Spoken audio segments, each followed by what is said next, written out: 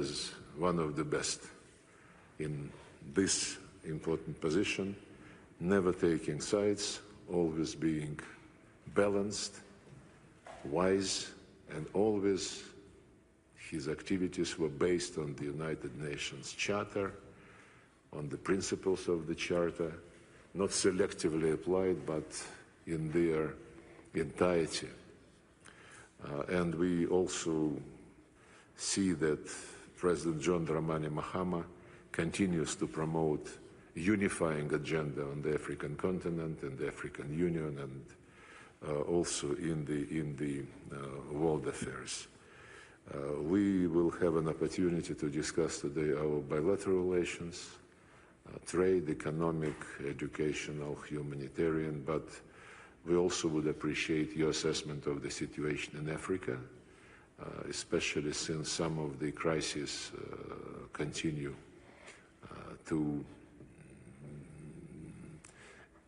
be there in spite of the efforts of the African Union and the international community.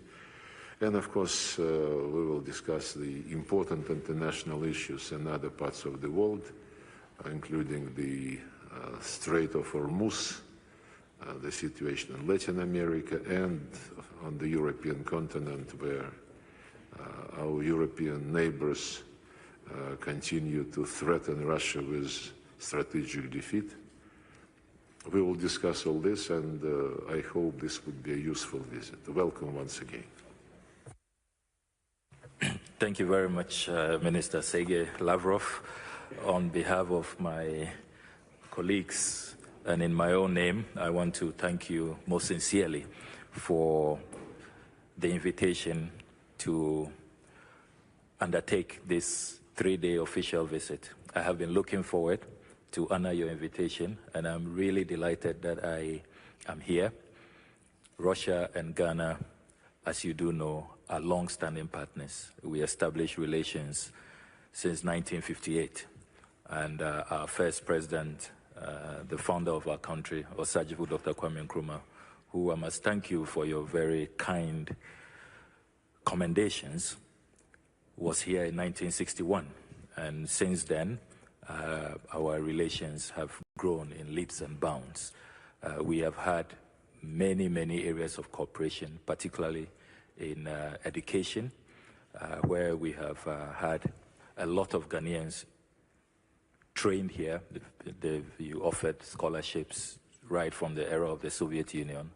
And I am happy to inform you that our current ambassador, Ambassador Jehu Apia, is one of those products, a good symbol of Ghana-Russia relations, who was here on Russian scholarship and met his wife and has been a great friend of Russia since. So we are happy to have him back here. Let me also thank you for the extraordinary hospitality since we arrived. Everybody feels at home, and the way my colleagues are enjoying this visit, I doubt that 3 days will be enough for them. You may have to give them an extension because they are having a very, very good time, and so am I. I want to highlight the important agreement we will be signing today, the visa waiver agreement for holders of diplomatic and service passports. That is a major development which will really deepen ties and advance our cooperation. We have seen in recent years very strong momentum in our relations. In March this year, we hosted political consultations, and we are preparing to have the 5th PJCC, which will be led by my deputy minister later. And we are excited about all the new incursions that our relations have chalked. We've recently received a trade delegation, and we are seeing an uptick in our trade numbers. We're seeing diversity as well, beyond just traditional exports. We are seeing more strategic investments and your support in our effort to add value to our primary commodities, because by 2030, President John Mahama does not want to export raw materials out of our country. We want to add value. We want to create jobs and industrialize because, as you know, we are hosting the Africa Continental Free Trade Area Secretariat, which gives us an impetus to advance trade and to ensure that 1.5 billion people are able to have opportunity.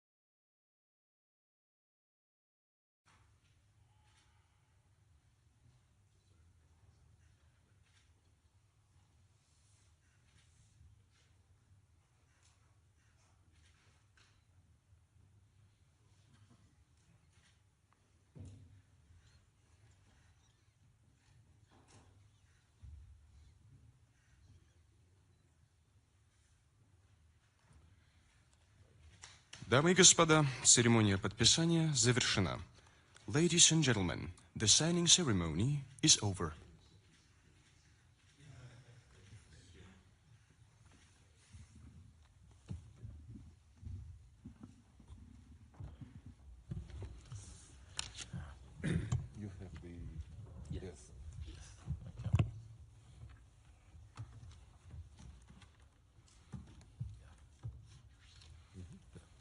Уважаемые дамы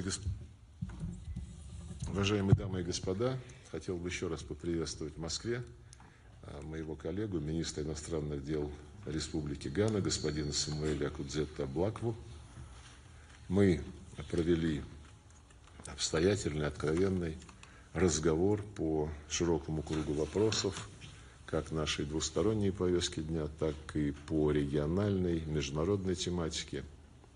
Констатировали, что традиционно дружественные отношения между нашими странами базируются на прочном фундаменте солидарности и взаимопомощи, фундаменте, который был заложен в годы борьбы с колониализмом и становления суверенитета и государственности Ганы.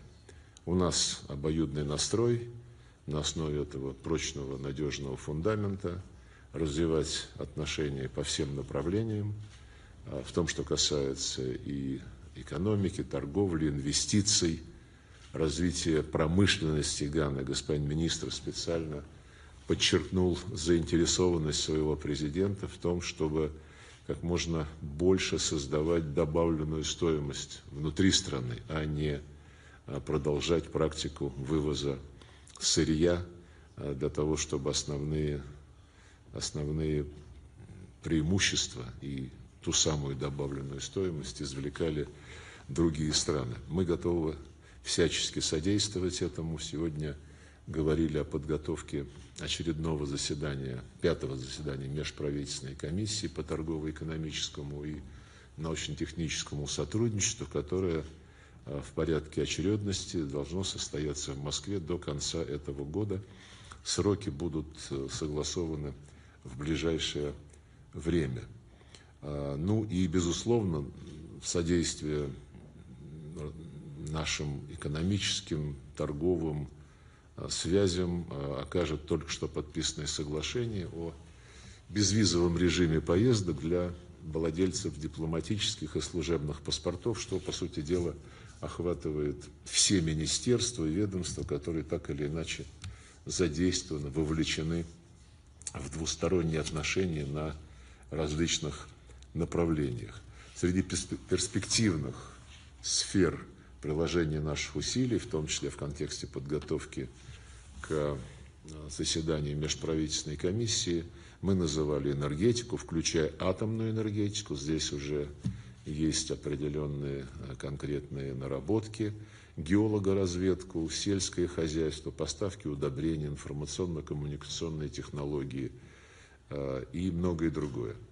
И со своей стороны, конечно, мы приветствуем заинтересованность наших друзей к развитию контактов, в развитии контактов с российскими экономическими операторами. Будем планировать соответствующие шаги в самое ближайшее время с тем, чтобы воплощать в жизнь конкретные проекты. Повторяю, интерес со стороны правительства Ганы налицо, есть интересы со стороны многих российских экономических операторов. Сегодня мы тоже об этом говорили. Мы отметили хорошую динамику военных и военно-технических связей. Наши друзья в ближайшее время должны завершить ратификацию межправительственного соглашения о военно-техническом сотрудничестве, что придаст, конечно, импульс дополнительной работе на этом направлении. Мы говорили об гуманитарных обменах. У нас очень хороший уровень работы на этом направлении, включая подготовку кадров для Ганы в российских университетах. Страновая квота сейчас для Ганы составляет 120 мест за счет стипендий, которые предоставляет российское правительство, а вот с нынешнего академического года она будет практически удвоена. Говорили, как я уже упомянул, о региональных африканских делах и о международной повестке дня, работе в Организации Объединенных Наций. Мы выступаем за то, чтобы международные отношения демократизировались в строгом соответствии со всеми принципами и целями Устава ООН, в их полноте и взаимосвязи, и особо акцентировали важность уважения прав всех без исключения народов самостоятельно определять свою судьбу. Договорились тесно координировать наши шаги в Организации Объединенных Наций, в том числе в контексте дискуссий о реформе Совета Безопасности ООН. Со своей стороны мы отметили особый вклад Ганы в проведение миротворческих операций ООН, прежде всего в Африке. Гана один из рекордсменов, уж точно входит в десятку стран, которые поставляют контингенты.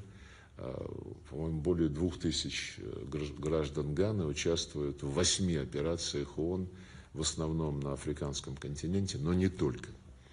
Мы с большим уважением относимся к многолетней самостоятельной линии Ганы в вопросах борьбы с неоколониализмом и в преодолении несправедливостей колониальной эпохи. Мы признательны за то, что наши друзья поделились с нами планами своих дальнейших шагов на этом треке, в свете в том числе принятой по инициативе Акры резолюции Генеральной Ассамблеи ООН по проблематике трансатлантической работорговли, ее последствий и необходимости возместить принесенный ущерб. Из региональных сюжетов мы, конечно, прежде всего говорили о вопросах безопасности и борьбы с терроризмом на африканском континенте с упором на положение дел в обширном Сахаро-Сахельском регионе. Это все затрагивает Гану и другие страны Западной Африки. Мы готовы оказывать африканцам необходимую поддержку и в том числе в восстановлении отношений, нормализации отношений между членами ЭКОВАС, экономического сообщества Западной Африки, и тройкой государств Конфедерации Сахеля, которые из ЭКОВАС вышли, но это все равно соседние страны, и мы заинтересованы в том, чтобы эти отношения были нормализованы, как и отношения Сахельской тройки в рамках их участия в Африканском Союзе. Гана на будущий год будет председателем Африканского Союза, и учитывая активную и весьма продуктивную послужную летопись, деятельность наших друзей, мы не сомневаемся, что это придаст новый импульс и практической работе Африканского Союза, и обеспечению единства его рядов. Поблагодарил наших партнеров за информацию о том, какие приоритеты будут наши ганские коллеги продвигать в рамках своего председательства. В этом контексте говорили мы и о том, что важным этапом в развитии нашего стратегического партнерства с Африканским Союзом станет 3-й саммит Россия-Африка, который состоится в конце октября в Москве. И я признателен моему коллеге, другу за информацию о том, что президент Ганы подтвердил.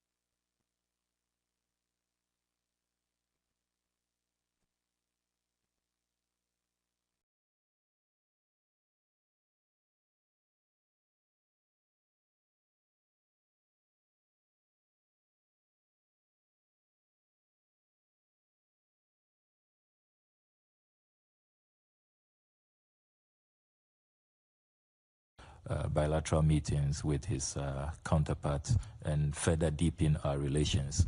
Our talks today have been very constructive, very substantive, very fruitful, and I am excited about the prospects and the agreements that we have all decided to pursue.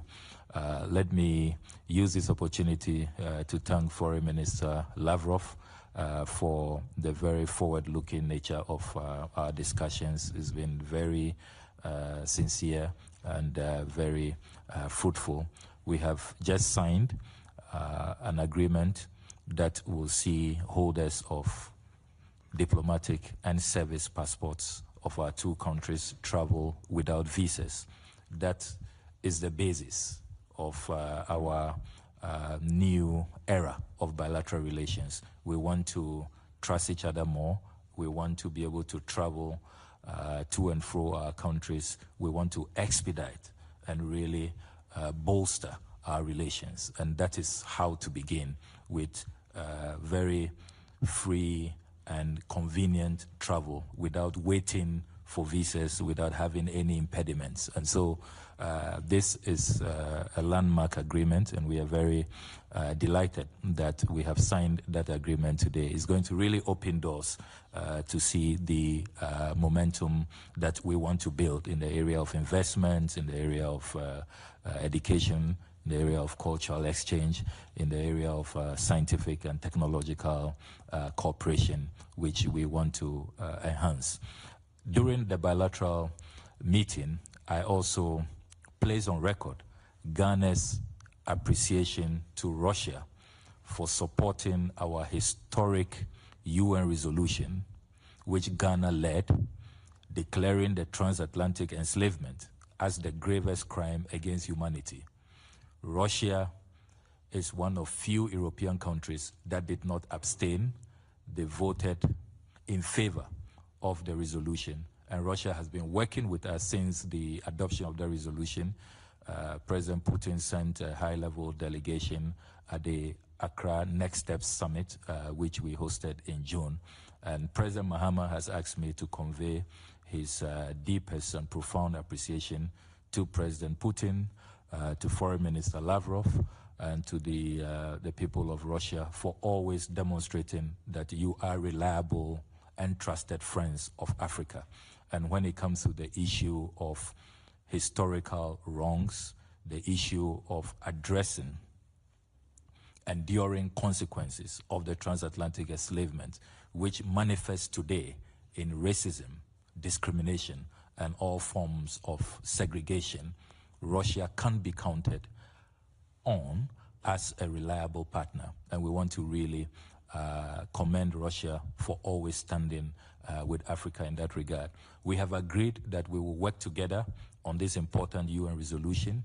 We are going to host a very consequential summit on restitution, the return of cultural artifacts, objects of cultural significance, which remain in the possession of a lot of European countries in their museums. They are making money out of it and refusing to return them to the motherland, to the continent of Africa. Russia has agreed to work with us as we host that important summit on restitution in the margins of the 81st session of the United Nations General Assembly in New York. And we hope that we can count on all countries led by people of good conscience to support this move. Remember that President Mahama is an African Union champion on reparatory justice, and it is important that we work together to address these enduring consequences of the transatlantic enslavement and the inequalities that we have seen. In our discussions today, we have also agreed to work on peace and security. You do know that the situation in the Sahel is becoming very precarious. That has become the global epicenter for terrorism, violent extremism, and we have agreed that we will work together with Russia to assist our brothers and sisters in the Sahelian countries of Niger, Burkina Faso, and Mali. Already you do know that President Mahama has convened 2 conferences. He's been leading efforts in what he describes as a pragmatic rapprochement to bring everybody together. Even though the AES countries have broken away from ECOWAS, President Mahama takes the view that we don't have to isolate them. We need to bring them on board because the threats we face, the threats of terrorism, of violent extremism, are not threats that can be resolved by single effort. It requires a multilateral, collective approach, and that is why President Mahama has been leading these efforts. And we see in Russia a reliable partner. Fortunately, Russia has enormous credibility in these AES countries. So we believe that when we work with Russia, we can have the necessary support of these AES countries. And as Ghana prepares to take over the chair of the Africa Union from January next year, we pledge to continue to work with all our international partners to resolve the intractable conflicts in the region, right from South Sudan, DRC, the issue with violent extremism in the Sahel, piracy on the Gulf of Guinea, and all the instability that we are seeing.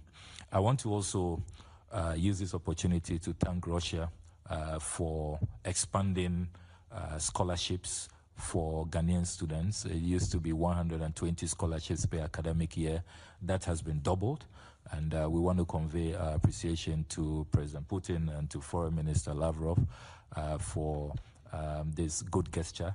It's clear that I'm going home with a lot of positives from this official meeting. So the scholarships have now been doubled to 240. And I also like the fact that the areas for these scholarships are in the science and engineering fields, AI, robotics, and engineering fields. And that's priority areas for the government. We have also agreed to pursue a number of outstanding memorandum of understanding in security, in geology and minerals exploration, particularly for critical minerals. We are also going to pursue MOUs with extradition. We do not have a mutual assistance when it comes to extradition, and we have agreed that we are going to work quickly to have that agreement signed and then ratified by our parliament so that we can have a mutual assistance. We have also in this meeting agreed that it is time to begin to have a stronger defense cooperation. We did sign an MOU in 2016, which have not been ratified by our parliaments. And so we have agreed that we are going to have that ratified so that we can have more deepened cooperation to deal with the threat of extremism, of terrorism, share intelligence, deal with the issues of kidnapping, the issues of piracy at the Gulf of Guinea. And so I must say that these have been very, very fruitful meetings. And for you in the media, we also discuss you. We have agreed that we will sign an MOU so that media houses in Russia and media houses in Ghana can cooperate, beginning from RT and then Sputnik Africa, so that you cooperate with GBC in Ghana for a start, and then with other private media organizations. As you do know, Ghana has a very vibrant media, perhaps the most vibrant democracy in Africa, with over 400 media organizations. And we have these partnerships with a lot of countries, the US, that is Voice of America. We have one with the Brits, BBC. And so nothing stops us from expanding. We have one with Al Jazeera as well. So it's good to have with RT, Sputnik Africa. We want our citizens to be very enlightened and to have balanced views, balanced perspectives, so that they can make their own informed decisions on the global matters of interest. I must also place on record that in our bilateral meeting, we raised the matter of a growing number of Ghanaian youth who are being lured to fight in the Russia-Ukraine conflict. And we are seeing an increase in casualties. About 62 Ghanaians have lost their lives and 15 of them are missing.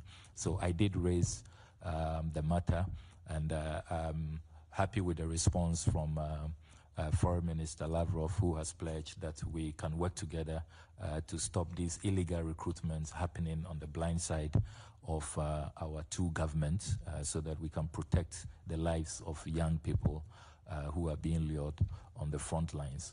So I want to assure Ghanaians back home that that matter, which is of concern to Ghanaians, how we work together to make sure our young people are protected and are safe. I have raised the matter, and I have received very encouraging response from Foreign Minister Lavrov.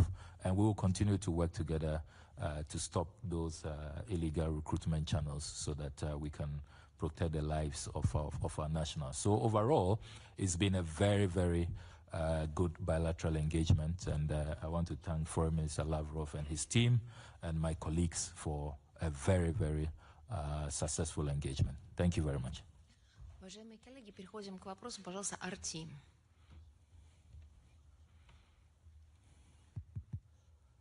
Здравствуйте, меня зовут Мариам Фейджел, корреспондент РТ, Russia Today. У меня сегодня два вопроса. Один вопрос для вас, господа министра Лаврова, а второй вопрос будет для министра иностранных дел Ганы.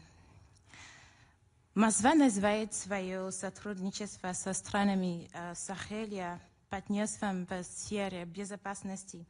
Как Россия оценивает распространение нестабильности из Сахеля на прибрежные государства Западной Африки и какую конкретную роль она готова играть в предотвращении угроз для Ганы, Кот-д'Ивуар, Того и Бенина? Мы только что касались этой темы, и господин министр очень подробно и откровенно, и очень, по-моему, понятно разъяснил позицию своего президента, позицию Ганы в отношении того, как в Западной Африке необходимо взаимодействовать для того, чтобы укрепить безопасность, прежде всего от угроз терроризма. И мы все понимаем, что для этого нужно взаимодействие всех расположенных здесь государств. Это включает и нынешних членов ЭКОВАС, и государства, входящие в состав Альянса государств Сахеля, и то, что президент Махама большое внимание уделяет нормализации отношений между ЭКОВАС и Альянсом государств Сахеля, мы активно приветствуем. У России абсолютно такая же позиция. В ходе недавней поездки в Африку и на встрече с руководством Африканского союза, и на встрече с министрами иностранных дел Альянса государств Сахеля мы проводили мысль о необходимости все-таки преодолеть во многом искусственно возникшие проблемы и наладить позитивное, конструктивное взаимодействие с такой повесткой дня, которая будет взаимовыгодна. Это охватывает и все те страны, которых вы упомянули, и Гану, и Кот-д'Ивуар, и Того, и Бенин. У нас со всеми коллегами и с руководством ЭКОВАС отношения регулярные, и мы продвигаем необходимость консолидации. Кстати, с ЭКОВАС мы в ближайшее время подпишем меморандум о взаимодействии, в том числе и в сфере безопасности. К этому интерес есть, и коллега сегодня подтвердил этот интерес. Так что, мне кажется, будет в общих интересах, просто отталкиваясь даже от нужд, сегодняшних повседневных нужд обеспечения безопасности населения в странах Западной Африки, наводить мосты и налаживать практические шаги между ЭКОВАС и Альянсом государств Сахеля. Мы готовы этому способствовать. Спасибо большое. So my second question is going to be to you, Mr. Minister. So we know Ghana remains one of the most influential countries of the ECOWAS states, while Russia has significantly strengthened relationships with Sahel countries, and you mentioned that earlier, that's Mali, Niger, and Burkina Faso in the recent years, does Ghana view Russia as a potential partner in restoring dialogue between ECOWAS and the Sahel countries, and what exact role do you think Russia can play? Well, thank you very much for your question. Russia has been playing a very important role in stabilizing the situation in the Sahel. And during the meeting, I conveyed the high commendations of President Mahama and the government and people of Ghana for Russia's role. We welcome our international partners assisting us. You know, our position is that it has to be an Africa-led solution with the support of our international partners. And that is how we see this Russian approach. President Mahama has been leading efforts since his inauguration. He invited the leaders of the AES countries, despite the fact that they had been ostracized and relations had become frosty with ECOWAS. He did take the mature and pragmatic step of inviting them to his inauguration, after which he followed up to hold meetings with them in their countries. And then he convened two important security conferences to deal with the situation. And in that engagement, it was clear that we will need international partnership because the Sahel has become the global epicenter for terrorism, and this must be of concern to everybody in the world, and we cannot rely on only a few countries. That is why we welcome Russia's contribution and the effort of the Africa Corps in assisting what is an Africa-led strategy. So we do not see Russia's role as a meddlesome busybody who has not been invited. They have been invited, and they are helping us to stabilize the situation. We have currently drafted an agreement which we have shared with the Russian side, and we want to work with them with this new framework we are putting together, which has the collective support of ECOWAS states and AES states, so that with Russia we can neutralize the extremists. So Russia's role is welcome. We see Russia as an important partner to help us to deal with the threat of terrorism, and we want to continue to see more collaboration in that regard, because the security of the Sahel, the stability of the Sahel, is the collective stability and security of the entire globe, and that is how we see it. Thank you so much. Пожалуйста, Интерфакс. Интерфакс, Анастасия Ширенкова. У меня вопрос к Сергею Викторовичу. Как вы можете прокомментировать заявления некоторых западных правозащитных структур, возлагающих на африканский корпус вину за гибель мирных жителей в Мали?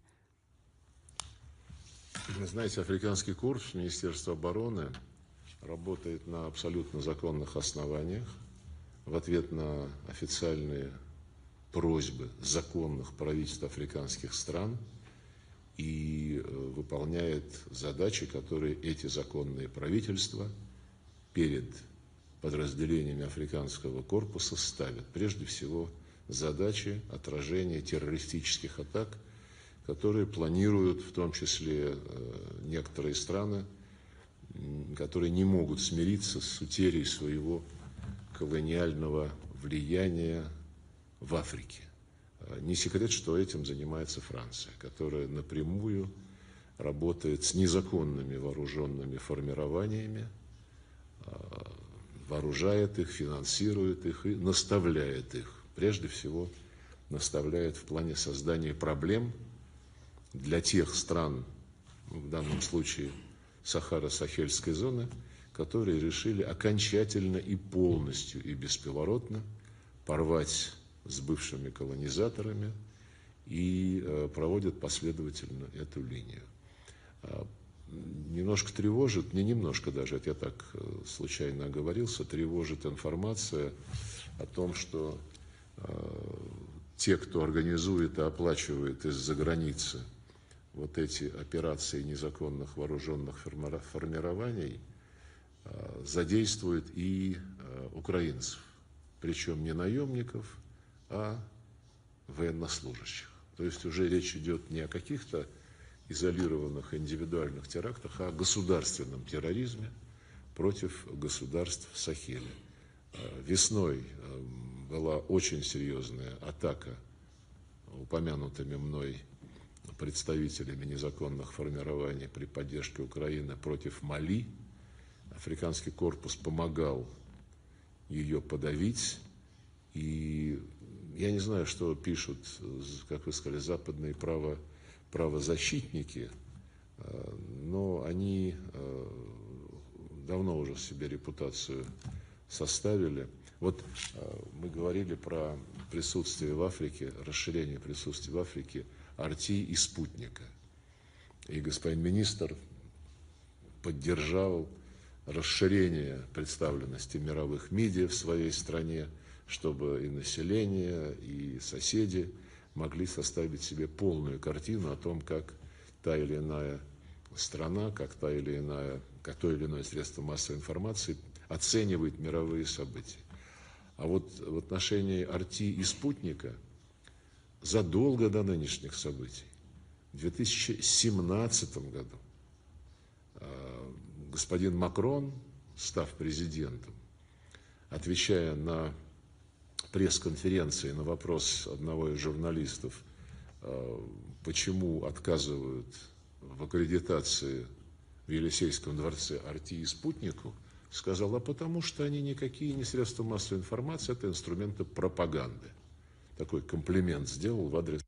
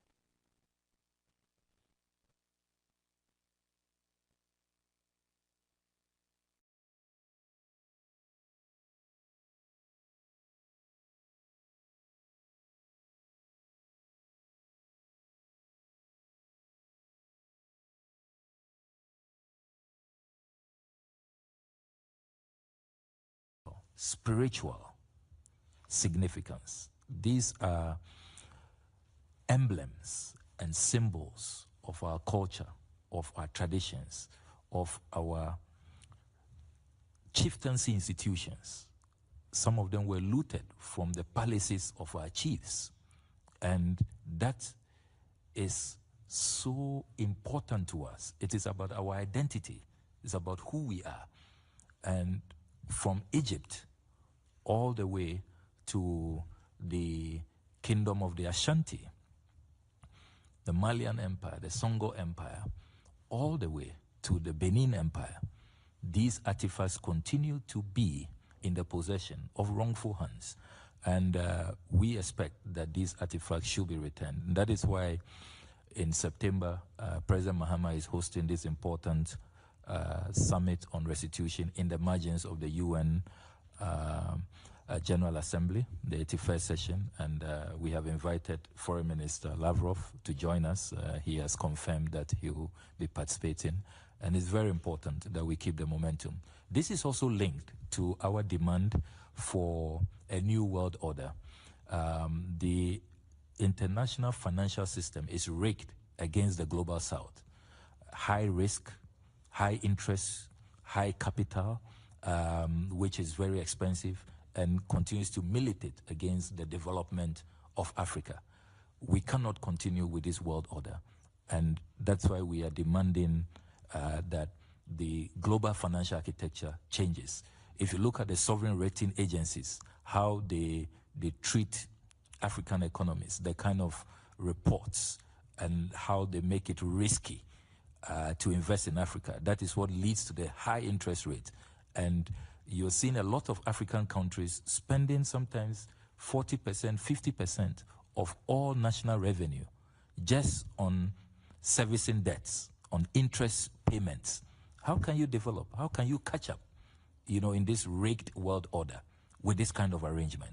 So that is also at the heart of the new world order we want to see. UN reforms. We cannot continue to have a United Nations where Africa does not have a seat.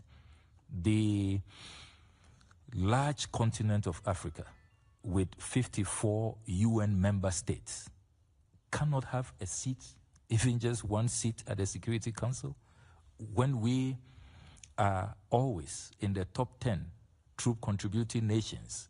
We have thousands of our soldiers risking their lives on a daily basis in various theaters of conflict, putting themselves in harm's way to ensure that there's global peace and security. And yet, we don't have a voice at the UN Security Council. So we are demanding UN reforms, and it is all part of our reparatory justice agenda. So reparatory justice goes way beyond financial compensation, which, of course, is legitimate. And we are not saying give African leaders financial payments. We are not interested in the money of the West. We are saying support causes, and that is why we commend what the Archbishop of Canterbury has done, announcing £100 million to support causes of young Africans, young entrepreneurs, to go into businesses, invest in startups. That's the kind of arrangement we want to see. African leaders are not asking for money to line our pockets. That's not what we're asking for. And we are also saying that let's look at debt forgiveness. Let's look at the rigged international financial architecture. Let's look at the UN reform. So it's a broader issue of also restitution, which I talked about, returning all the looted artifacts, which many European countries continue to profit from today in their museums, increasing gate fees every year and benefiting from what they looted from the continent. So the whole reparatory justice agenda, this is it. It's also about sovereignty. It's about allowing African countries to take control of our resources. We don't want to be exporting raw materials any longer. And President Mahama has been clear about that. And I raised that at a meeting. I want to commend Russia for declaring their support for a new economic paradigm where we will no longer be at the mercy of exploitation. We want to add value to our own resources, industrialize, build factories, and then you can partner with us in a win-win arrangement. But this business where we don't determine the prices of natural resources we own, We don't determine the prices of our cocoa, of our gold, which Ghana is the #1 producer of in the world. We don't determine the prices of our bauxite, of our oil and gas and all of that. We cannot continue with that rigged global order. So reparatory justice encapsulates all of these germane matters, which are really essential towards the final liberation. You see, Kwame Nkrumah talked about the political liberation which we won in 1957 when we were the first African country to win independence. But he reminded us that that is not the end of the journey. We need economic emancipation, economic liberation. And that is the next frontier. And that is what President Mahama is leading. That now we must win the battle for economic liberation. And that is what this whole reparatory justice agenda is about. So much. Завершающий вопрос, Тасс, пожалуйста. Добрый день, Анна Цуканова, ТАСС. Сергей Викторович, вопрос вам. В связи с поездкой президента России Владимира Путина на остров Итуруп, японская сторона заявила в беседе с нашим послом в Токио так называемый протест. Мы видим, что прошло несколько дней, но в МИД России посол Японии пока не вызван. Не могли бы вы прояснить ситуацию в этом вопросе? Вы знаете, наши японские коллеги, соседи, конечно, перешли черту приличий в своих совершенно неприемлемых заявлениях о том, что президент Российской Федерации не может посещать любую часть территории Российской Федерации. Вот я, кстати, все время ношу с собой устав ООН. Постоянно. И вот, видите, он сейчас пригодился. Япония тоже член ООН, но поначалу она была в этом же уставе обозначена как вражеское государство. И присоединилась к ООН, когда уже прошла путь искупления вины за свою милитаристскую политику геноцида в отношении многих народов. Но присоединившись к Организации Объединенных Наций, подписав и ратифицировав устав ООН, Япония признает принципы этого устава во всей их полноте и во всей их взаимосвязи. И я очень надеюсь, что устав был полностью прочитан перед его ратификацией японскими соседями, и что они прочитали также статью 7, которая гласит: настоящий устав подтверждает юридическую силу действий, предпринятых соответствующими правительствами в отношении любого государства, которое в течение Второй мировой войны было врагом любого из государств, подписавших настоящий устав. По-моему, здесь даже говорить-то не о чем.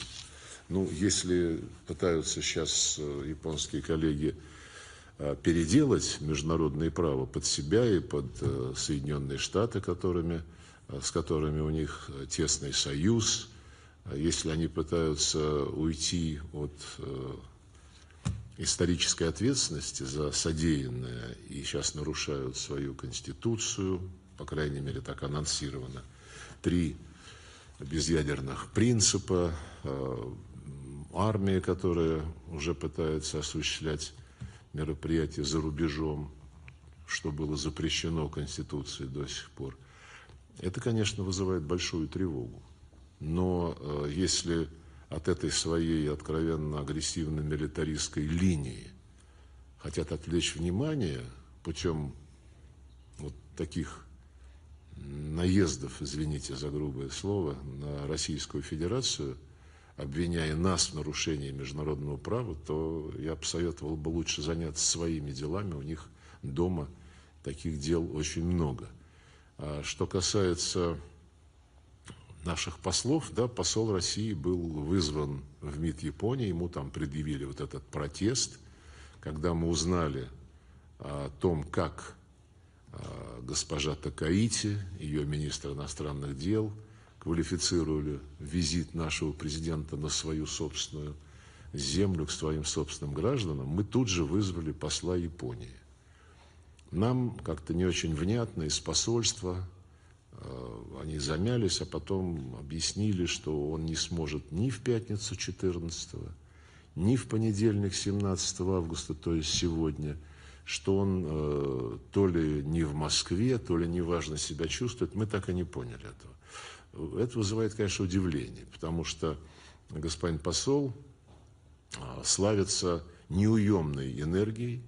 Он прибыл сюда пару лет назад и постоянно где-то активничает, с кем-то пытается встречаться. Недавно без согласования, даже без информирования нашего министерства привез какую-то делегацию бизнесменов, непонятно с какой повесткой дня, непонятно с кем планировавший встречаться. Но в итоге встречались с ними представители и нашего министерства, и Минпромторга, но вдруг стало выясняться, что под занавес визита какую-то господин посол организовал непонятную рабочую группу, потом они стали отнекиваться. Ну, то есть при такой неуемной энергии, то, что человеку стало неважно с точки зрения здоровья, ну, наверное, бывает.